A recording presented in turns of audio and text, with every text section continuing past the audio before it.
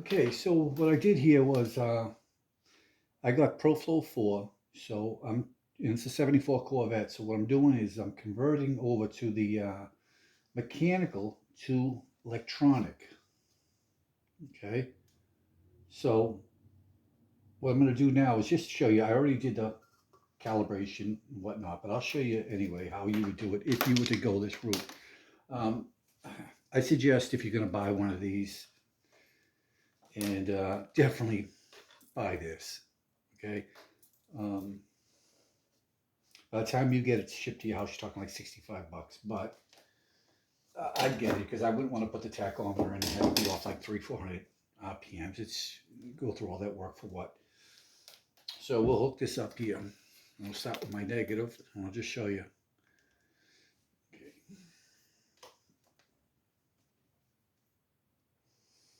It's my negative for the tach. My positive.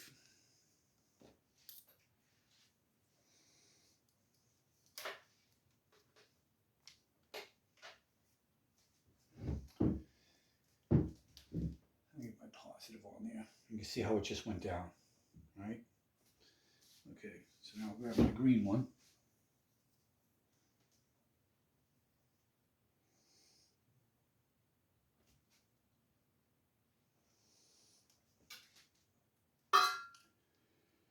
Let's get this here. Don't want to hit nothing here.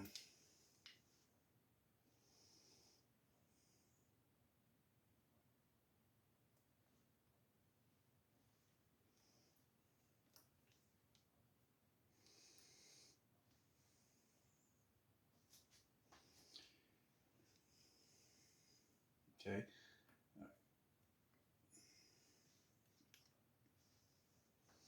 Okay. So I got all this hooked up here. This, and then this. Okay.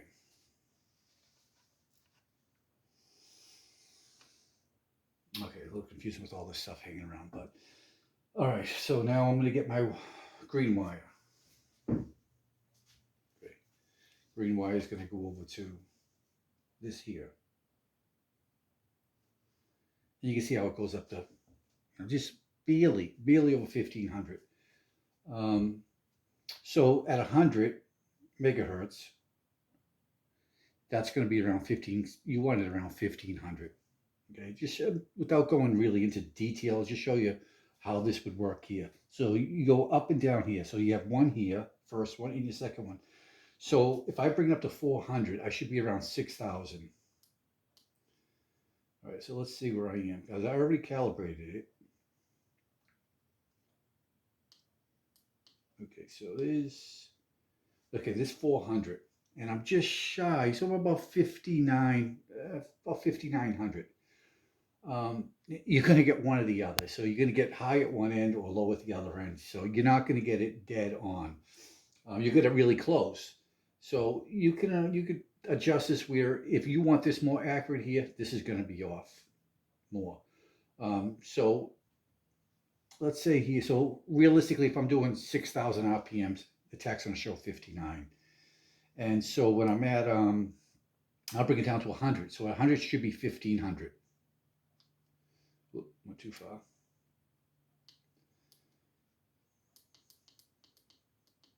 They say it's about 10% off. Okay, so I'm like 1550.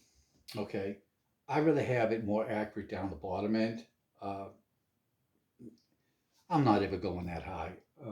And if I do, I'm sure I'll install a shift light just to be accurate. And I'm off 50, 75 RPMs. It's really not a big deal. So that's basically it. So you're going to take this off here and you see it come down right at the zero. All right, so let me just disconnect all this here so I can do the assembly. All right. Kind of stinks because you buy this here, you know what you pay for that, and then you end up having to spend another. It's $50. You figure after shipping and tax, you're talking like 65 bucks. So it's too bad they don't just calibrate it a little bit better. you know. But anyway, it is what it is. So let's put this together now. Okay. So what I did was, I polished it. I'm going to show you my dash. What I did was I got a brand new aftermarket dash, and I'll show you how it fits. And it's not as good as the original. I can tell you that. So I'll show you the fitment after I put this together here. All right. So I'm going to run these wires through here. And, you just want to be careful touching the faceplate or speedometer, the tachometer, or you're going to start smudging it. I try to keep my hands off it as much as possible. But I polished up the lens cover. And, because when you put this back together, if you want to clean it, paint this here, that's the flat black, which I did. So I touched everything up because I want it to look really good. So I don't want to be doing this again, taking it apart. And seeing that I do have it apart, I like to have it look really good. And I did the same thing for the speedometer as well. You're going through all this and you're having a new dash and you just want it to look really good. Okay. Now the brake light. Oh, ain't that something, because I forgot to put this one in. Well, it happens. Oh, all right. And I make that green wire really long. All right, let's see if I can do it like this now. Do it this way, which I should have did right from the beginning. All right.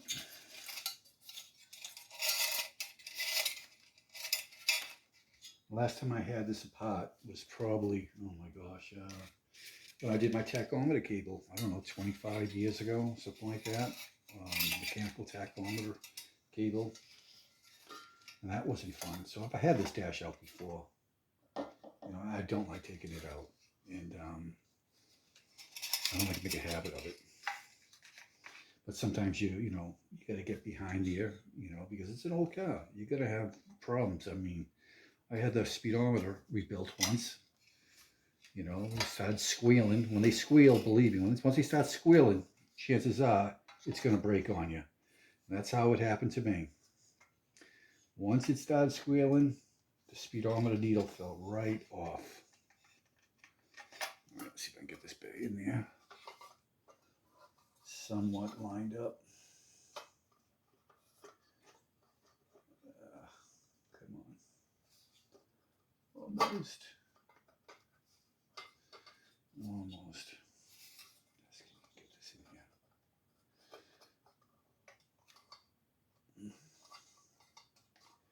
That's going to go right onto there. Trying to get that right onto there.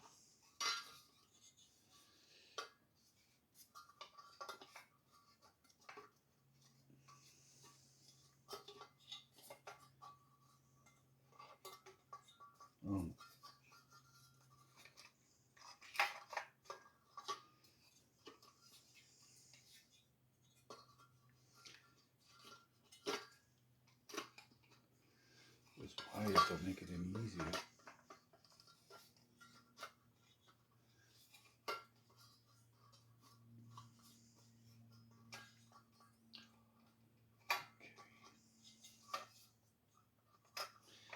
Now I see why people skip this part.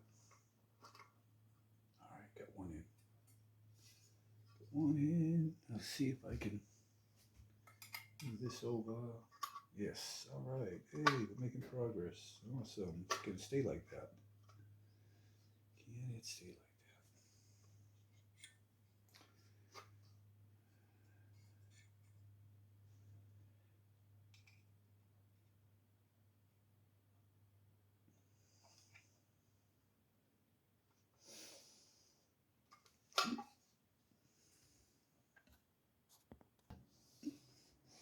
Okay, so now that I have that put together, okay, I had to do that off camera because this was painstakingly difficult. only to line the stuff up and to put these in here because these are new. It's a tight fit, and it would have taken me forever to show you. So let me jump ahead on this here, okay? So I'll grab my dash here, and I'll show you the dash I'm talking about. All right, so this is my aftermarket one, okay? Let me put this over here for a second. All right, I got this one from, I had to get this from Zip, and this is a real tight fit. So when you get yours, if you want to replace it, so first I had to do is, so I got all this working here. I want to go back to vintage year eventually. So this year was frozen because I've had this car for over 30 some odd years. And freed this up and put this on. Actually got my odometer actually working. So you can see in here, that has to be glued down. You know, if you're going to use your air conditioning, you don't want that flapping up. So this is actually a tight fit. To put these on here, it's kind of a pain. It's tight, and it doesn't even fit really good, if you ask me.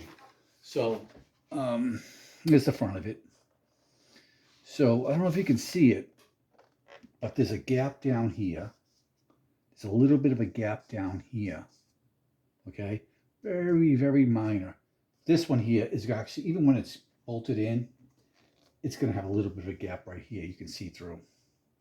It's really, I should really complain because it's so minor. But the fact that you guys probably just want to know about it. Maybe they're all different from each one. You buy one, maybe the next will be better. But also here is, I think this could have been done better right here. Same thing goes for over here. I don't know if you can see it, but I don't know. It just doesn't look perfect. It doesn't look really good. I mean, it's, for the price you're paying for it, you would think it'd be a lot better than that, but it's not. But anyway, I need it. I'm changing out all the interior of my car, and my car was originally this color, and when I got it, it had custom interior, and this was all dyed. I don't like it. I think it's outdated. It's velour interior. It is definitely outdated. So I polished up this. I got a glass polish. If you polish your lens or anything like that, just polished it up. And I always put a ceramic coating on these here. It just makes them so much more clear. All right, so I had problems putting this other one on. It just did not want to fit right on this one here. It was a pain. So let me take this off here. Try to keep everything here.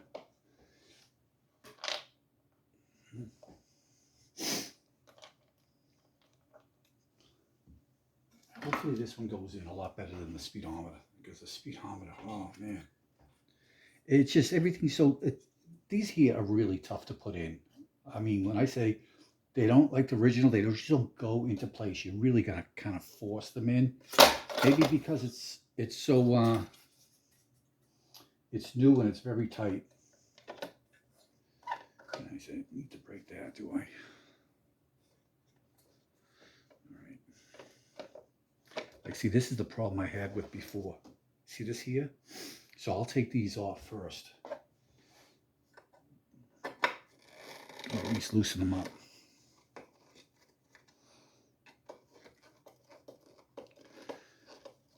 Because that puts a lot of stress on it. When you go to put this in, that puts a lot of stress on this where you can crack it. Matter of fact, I did on this one here.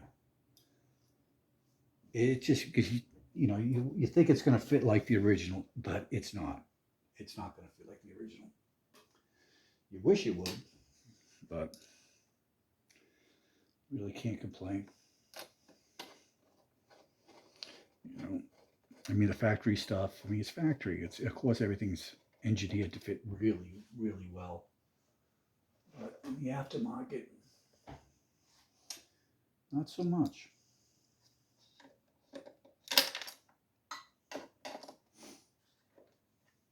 Okay, so what I'm doing here is I'm doing my entire interior on my car. And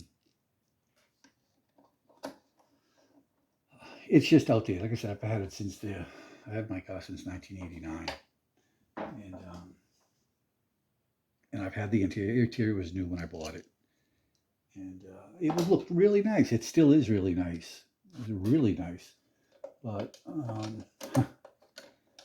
you know, you want to feel good about getting your car, right? Same thing for your paint. You want nice paint on it. You get inside the car.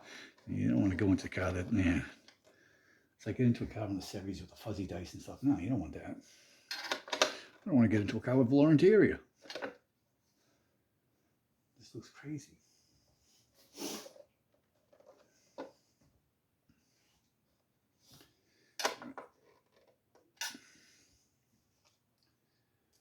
Misplaced one screw. Now this here is where the fitment is an issue. Oh, right here on this. I don't know if you can see that right there. I don't know if the hole's too, you know, it's probably what it is. It just does not want to fit. I mean, that's off. I mean, yeah. There's the holes there, and that's how it lines up. So that tells me this whole thing would have to shift. Because that screw right there, that lines up there. These do not line up. And so that's the problem I had with this one here. So I didn't take this off, and I kind of, you know, forced it. And what happened was I put a crack right there. Right there. I fixed it, but still, they're just not made really well. So this here, I don't know what I'm gonna. I don't want to go forcing stuff. Shouldn't have to force anything.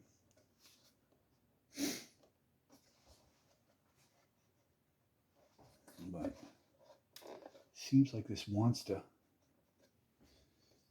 bend to go. I mean, it should. I mean, like, it wants to go down more, but it's just not going to. There's no way. So I don't know what I'm going to do here. I'm going to have to either figure out something here. Is that right there is lined up, okay? I don't know if you can see this here. So these here are lined up, and you see how far off that is? I don't know if, let me put a light on and see if you can see that. So that's lined up. So this screw hole is way off. So that tells me that this needs to go down. But how are you going to do that? All right, so I'm going to stop right there because I do not want to force anything or break anything. So that's how the front. You can see here, I mean, yeah, it does look like it could go in more. But see, it's identical to this side. I mean, this side here looks really identical to that side. So I don't know, I may have to fabricate that or I'll work that out, see if I can figure out another way to get that in there. But that's it, that's your aftermarket. And thanks for watching. I'm gonna try to make some more of this as I'm doing a lot of work for the car. I'm putting switches in and whatnot. So if you like the video, give me a thumbs up, subscribe, because I'm going to be making a lot more. All right, guys, thank you.